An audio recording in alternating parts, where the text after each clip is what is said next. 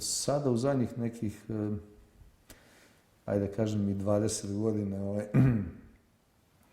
puno puta sam pročitao da, ne znam, evo, čuvao sam Miloševića ili ja sam ovo, ja sam ono,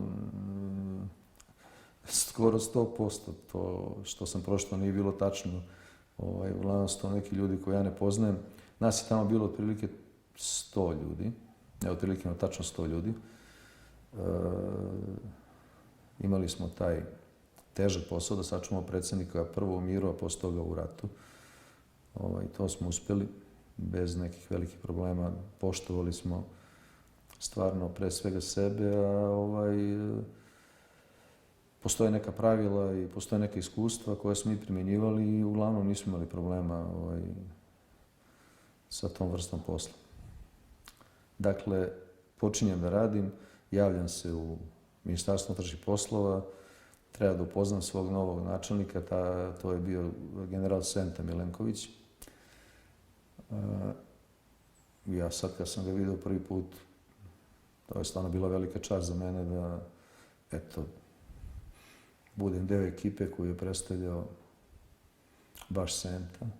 On je okupio inače oko sebe vrsne saradnike, imao je nekako takta za te stvari, imao je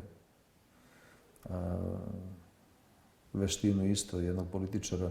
Jer stvarno je nemoguće raditi sa 100 ljudi takvih kao što smo bili mi, da to neko sinhronizuje osim Sente. Evo vidite danas kako je to teško. Mi kad smo rastureni i kad smo lustrirani, prvo šta se desilo, ubijen je predsjednik vlade. Znači, ne možemo da kažemo sada da nemaju odgovornosti oni koji su ga čuvali. Dakle, na njima je najveća odgovornost. Ministar unutrašnjih poslova u takvoj jednoj situaciji nije čak ni podneo ostavku, što je vrlo interesantno. Znate, pazite, vama ubio predsjednika, ajde malte ne države, a ministar unutrašnjih poslova, čiji pripadnici su to izvršili, čak ni ne podnese ostavku. Eto, na primjer, to su te neke razlike iz mog vremena kad sam ja radio i ovoga nakon toga.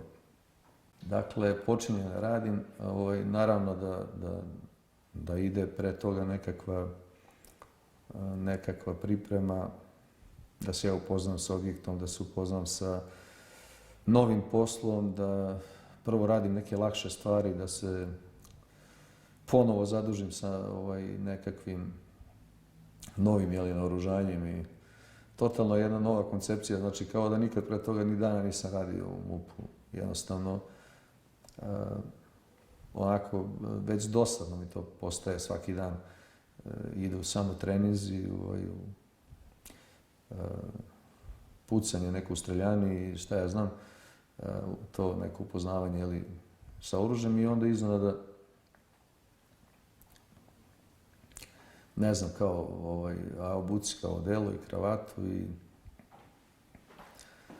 treba da se ode gore na objekat, a objekat se zove, mesto gde predsjednik živi, gde stanuje. Ja sad kao dođem gore, to je tada bila Tolsteva ulica, 33, kuća u kojoj je živio Slobodan Milošević. Ja sam sad mislio kako je narod pričao da je to neki dvor, mislim, to je neka obična kuća, ne znam da li imala tad 100 i nešto kvadrata, korisno neko prostor i eto neko malo dvorište veće od 5 ari, mislim da je bilo 5-7 ari, ne mogu setiti sada. I neka metalna kapija, ja sad ulazim i očekujem kad uđem da će to da bude prazno, da to neće biti niko. Kad ja uđem i za mnom se zatvore ona vrata, sede Mire i Slobo u dvorištu i ljudi me gledaju. Ja sad nisam ih očekivao, jedva sam nekako uspio da kažem dobar dan, oni meni kažu isto ljudi fino dobar dan. I ja sad kažem ovo isto što sam rekao i danas dok dajem ovu izjavu kao ja sam Saša Rudić, radim u vašem obezbeđenju. Nekako sam uspio da se snađem da to izgovorim, a ljudi, a da nećeš da se ženiš kad se tako lepo obukao, kaže mi Slobodan Milošević, eto, to je prvi neki naš razgovor. Ja naravno jedva sam sačekao da im zbrišem iz vidokruga nekako neko bočno preko neke trave tamo pa iza kuće. Sav sam se bio znojio, eto, to je bio moj prvi susret sa Miloševićem.